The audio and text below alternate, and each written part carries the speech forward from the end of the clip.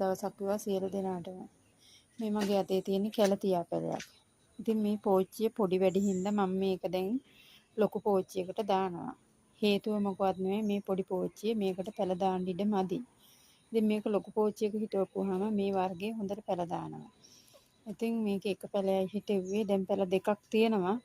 ඉතින් මම දැන් හදන්නේ මේක වෙන පෝච්චියකට මාරු කරන්න. ඔන්න දැන් මම මේ පඳුර කඩලා පෝච්චි දෙකකට ගත්තා. මේ කැලතියා වර්ගයේ පැල මේ කඳ මුල්නුත් එනවා. මෙන්න මේ වගේ දණ්ඩ වගේ ඉස්සරහට ගියහම මේ මෙතන පුරුකක් වගේ තියෙනවා. එතනින් මුල් එනවා. ඒ මුල ගාවින් පොඩ්ඩක් මෙහාට වෙන්න කතුරකින් හරි මොකකින් හරි කපලා හිටවපුවානොත් ඒක පැලයකට ගන්න පුළුවන්. මෙතන මේ කෙරවලේ මලක් වගේත් එනවා. ඉතින් මේ විදිහට තමයි මේ කැලතියා එක හැදෙන්නේ. මේකට මම පෝර විදිහට පාවිච්චි කරනවා නෙට්කොට් N+.